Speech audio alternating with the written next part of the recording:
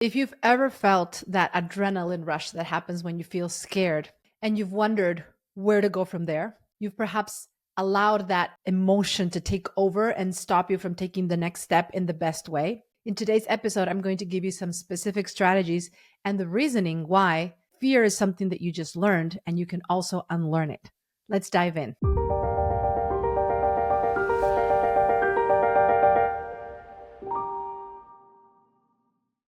Welcome to the Musicians Creating Prosperity podcast. I'm your host, Dr. Fabiana Claure. And today I'm going to share what I learned from my 10-year-old son's baseball game and how it got me thinking about fear, about how we relate to fear, and also about how we can actually conquer fear and what's the science behind where fear even comes from. I'm excited to dive into this episode that hopefully will empower you to look at your relationship with fear in a completely new light. First, I want to share where all of this is coming from. A few nights ago, we were at my son's baseball game and he had an incredible hit. He really hit the ball hard. It was almost a home run. We were so excited celebrating the success. It was the first game of the season and we were just really happy for his amazing progress. He's been working really hard, practicing several times a week with his dad and just becoming more and more comfortable with the concept of hard work and what it takes to improve on a given skill, which is one of the best lessons that adopting any sports activity or musical activity, arts activity can teach our kids and can teach us. And so we were looking at the video of his success. We had filmed the whole episode, the whole, moment where he hit the ball. But what we didn't realize is that right before he hit the ball and almost had a home run, he went through three bases, he almost got hit by the pitcher. And when we were looking at the video, looking back, we noticed that, yes, he was standing and he almost got hit. And then after that, he stood back up and he was thrown the ball again from the pitcher. And then he hit the ball super hard and was able to do almost a home run. We forgot about the first time that he almost got hit. And of course, we were looking at from afar.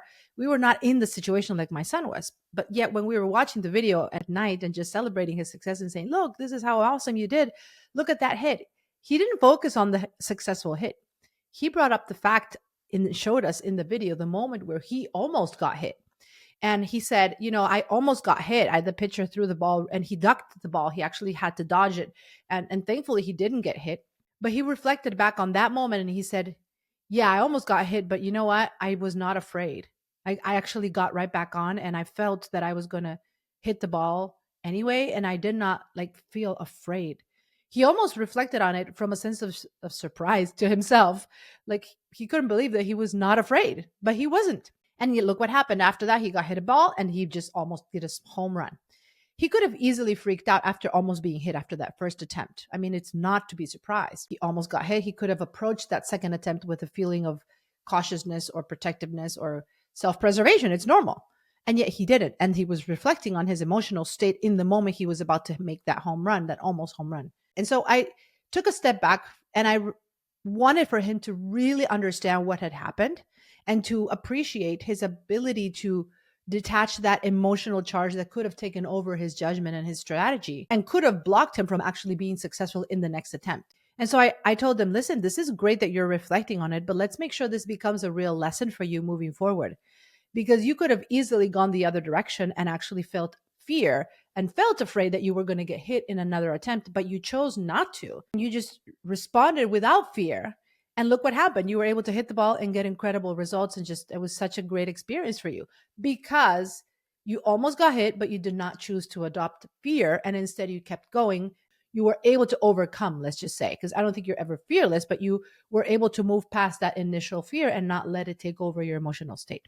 And as I was just reflecting on that and really trying to permeate this lesson in him, in his development, because I really want my kids to grow up with these emotional regulation tools and to not let them just happen by accident, but really understand what are the success traits that allow people to succeed in life. And one of them is having that emotional regulation, that ability to control your emotion. It got me thinking into another moment where I learned about fear, which was on a television episode called Secret Science. And it was an experiment that was done by some researchers who were trying to make the case for how fear is a learned behavior. And they had some babies in a lab room and they were surrounded by non-venomous snakes. You may have seen that before.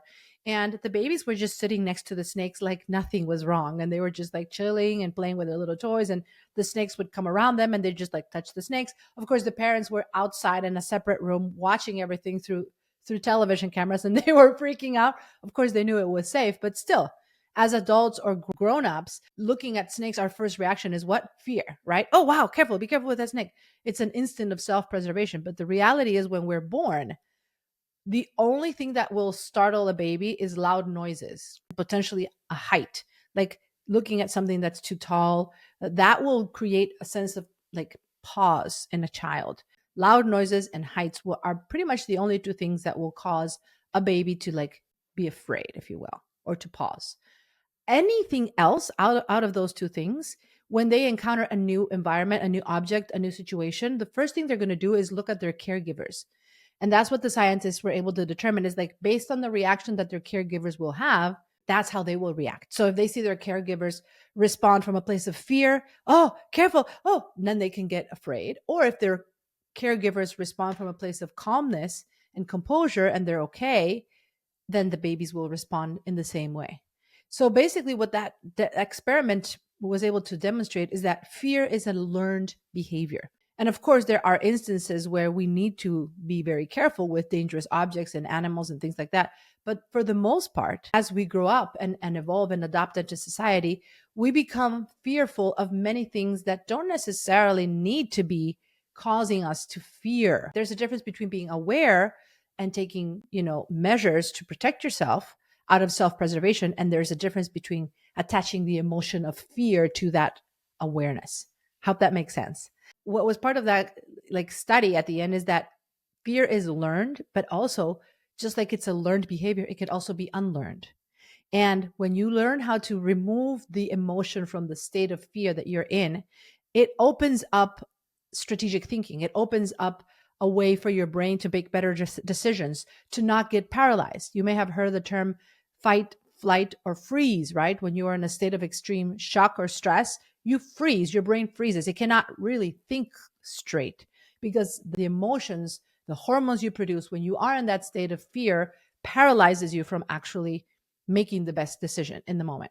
As we were thinking about, that conversation around fear, and I was reflecting on, well, yes, like fear can ultimately be managed. Fear can be mediated in our bodies even. There's many ways that we can regulate fear. And sometimes it comes at us in a way where we're not necessarily conscious or aware, but we can mediate that emotion when it comes through us. One of the beautiful things that I've learned, I'm really excited and always curious about functional medicine and learning about how our bodies respond to stress and fear and all these other things. And one of the things that I really love sharing is the fact that movement in our body is one of the best ways to dissipate that hormone rush that we get when we enter a state of stress or freeze or fight or flight through fear or any perceived threat in our beings. We create all these hormones that were initially meant for us to like run away from the danger, right? If we have a lion chasing us, we need to run away. And so we produce cortisol, adrenaline, like all these crazy hormones that are meant for us to run, to like move away from the threat. And yet our modern lives only have us kind of stagnant and sitting and, and just staying in place. And that's where, when we are in a state of stress, fear, all these rush of hormones that are coming through our body for whatever reason it is, the best thing you can do is to just move and actually shake it off. Literally, the term shake it off is actually really powerful because you can move your body, you can let those hormones rush through you and give yourself a way to like have grace with the emotion that you may be feeling and let it pass. Let it pass through you rather than hold on to it and freeze with it. Let it pass through you, right? And then when you are able to let it pass through you and then look at what comes after that fear and be able to say, okay, whoa, I felt this fear, but I can move past it and I can unlearn it in a way. Then you develop so many ideas and actually feels very empowering. Just like my son reflected, like, wow, I almost got hit, but I wasn't afraid. And look what happened afterwards. I mean, what a beautiful way of living to know that things are going to come at you and you have a way of overcoming them. And when you develop that awareness, it translates on every other area of your life and it becomes almost like a muscle that you're building, that tolerance, that increased capacity to manage fearful situations or situations in your life that are perceived as threats. It's something that allows you to feel in control, right? We all want to feel in control. We want to know that we have a way of overcoming what causes us to feel afraid, and that while we can accept them and embrace them in the moment, we know we can also let them pass and overcome them with strategic thinking, with detaching the emotional charge that comes associated with that fear. And on the other side of that transition comes brilliant breakthroughs and ideas and transformation. And another example that really got me connected with all of this thought process of fear and how we can unlearn it is the fact that I speak so often with musicians who have learned all their lives to create a livelihood for themselves through the traditional models that most musicians are, like I was taught in that way. You either create a career as a performing artist where you're touring on stage, you're performing, or you're teaching a lot, primarily one-on-one lessons, right? Whether you're teaching at a university or you're teaching in your own academy or your home studio or someone else's studio. This idea that you have to be doing a lot of one-on-one work, physically being present in order to earn, and the idea that you need to be always present, active income producing activities. Everything needs to depend on your time and on your physical presence. Either you're on stage to perform, to earn that income, or you're in front of your clients, or you're in front of your classroom. And unless you are physically in front of the people you serve, that you can't earn a living as an artist. And that leads to a lot of a sense of having learned a way of being an artist. And not only that, but there's also a false sense I've seen in so many conversations with musicians, a false sense of validation that that is actually considered being a real musician or a professional musician, and anything else is not. And so there's a lot of emotional charge that comes to mind when musicians are kind of considering changing that. And a lot of the work that I've been doing for all these years is unlearning that model and taking a completely different direction and showing musicians what I've done and what so many musicians have done, which is to create an income stream that changes the paradigm from time for money into one that you're monetizing your knowledge instead. Where, yes, there are elements where you're going to be face to face with your clients, but they don't have to be 100% dependent on you. And instead, you can actually create content. You can actually interact with clients asynchronously, where they can send you materials on their own time and you can answer to those questions, those requests on your own time. You develop a model that doesn't require you to be physically present all the time. And that basically means monetizing your knowledge instead of trading your time, creating a more passive income stream, not active income stream. Now, I wouldn't say it's all passive, because of course there's still some elements where you need to be doing things, creating content, interacting with your community. There will be obviously some elements where you're still actively involved, but if you can balance your day-to-day life where not all of it depends on you having to be physically present only to earn an income, then you can unlock so many different opportunities for freedom, right? You can create freedom of time because you can decide what times are you going to be available for your clients. Most of the musicians that we work with usually have 1 hour a week where they meet in a weekly group masterclass. And then the rest of the time, they're just responding to their comments and questions on their own time. So you don't really have a significant block of face-to-face requirements in order to earn. And then there's an element of downloading your intellectual property. You can help your clients get access to your knowledge through videos that you get to create typically in real time once you have paying clients, not ahead of time. But in a way, as you can see, it's a new model. It's in a way unlearning what you've probably learned your entire life and learning a new way of building a business as a musician, as an artist, as a creative, and creating an income stream that gives you more options, right? And it doesn't mean you can't keep doing the other things, but it becomes a back-end business strategy that supports all of the other things you do as an artist. And a lot of the times when I speak with musicians about this evolution or transformation, the notion of fear comes up because it feels like you are threatening what you've worked so hard to build. And I can appreciate that because I felt that myself in a certain way, in 2020 when I was basically, I had achieved all of the things that I had wanted to achieve in a way professionally. I had built a business. I had started a music school. I had put it on autopilot. I had a university tenure track faculty position at one of the top music universities in the country. And it was really on paper, it looked like I had checked all the boxes of what most musicians dream of doing, especially having a terminal degree and with a doctorate in music. And yet I figured and I felt that I had put my ladder on the wrong wall because I did not feel actually free. I did not feel that I had choices. I did not feel that I had reached my full potential, but I was working so hard. I did not know how to switch things.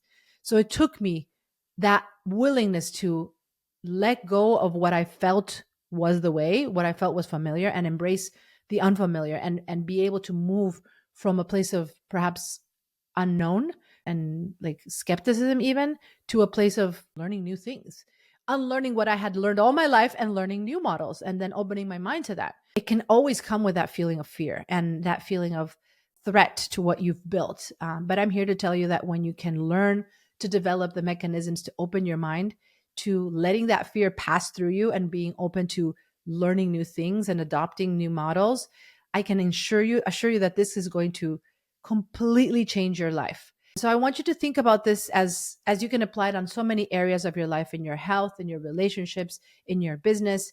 Specifically, if you are in my community and you're listening to this podcast and you're thinking, wow, I wonder what things in my life I could potentially unlearn. Where are the areas that are holding me back, that are keeping me stuck? Your business is probably one of the top reasons why you're stuck. There could be other areas too, could be your health, your relationships, but the way you structure your business defines everything else in your life. It will give you your schedule, it will give you your income opportunities, it'll impact the people you surround yourself with if you get to find the right clients and you get to work with people you love versus people that you're just having to deal with. The structure that your business has right now will impact every other area of your life. So what I do in my community and creating content for all of you through everything that I do, my podcast, my newsletters, I also offer periodically master classes where I go through a series of trainings over a course of 5 days and walk you through exactly the steps that you can take right now to start changing your model, start optimizing the way you work, and learning how you could change the paradigm from trading your time for money into monetizing your knowledge, be able to unlock income potential and create more control over your time. So you're not having to feel that you're stuck in what you've built, and you can actually open yourself up to the models that have allowed so many musicians to completely replace their income. We featured in our series here in our podcast several clients who've really shared their stories about how they've been able to completely reverse the cycle they were in of trading time for money and be able to create a model that gives them their time back, their freedom back, and in many instances replaces what they used to earn in 2 months, what they used to earn in a whole year. They were able to create that same income or more within 2 to 3 months of applying these strategies. So if you haven't checked out the other episodes, you can look for them. We've got different people right now, top of mind. I can think about our episode with Diego Alonso, our episode with Market Arts. And, we're going to continue featuring more and more of these amazing case studies, but I encourage you to go check them out. And if this calls you and you're excited about potentially letting go of the fear and letting go of what's familiar in order to learn what's available to you now, even if it requires moving past that sense of fear, I encourage you to join our masterclass. This is a completely free week-long masterclass that I will be presenting alongside my team, and I would love to have you there. The link to register should be in the show notes below this material, and you'll be able to register completely free and be part of that week-long transformation with me, where I'll show you exactly how you can start reframing your brand, reinventing how you position yourself, and building a model, or if you already have an online model, how to optimize it so that you can make sure that you're not just working the way you've always done it, but instead you're working throughout the models that are now creating incredible breakthroughs and bringing in true freedom in the lives of musicians around the world. After all, that's what this podcast episode is all about, right? It's about musicians creating prosperity. So if you're ready to create prosperity and you would like to be a part of this week-long transformation, check out the link below. Join us. I would love to see you there. And I hope this episode has inspired you to look in your life. Where is fear holding you back? And what can you do to reframe that, to unlearn whatever is causing you to feel afraid, and to learn what can move you into the next direction? Remember, fear is learned and it can be unlearned. Hope to see you in my masterclass. Until next time, let's prosper together.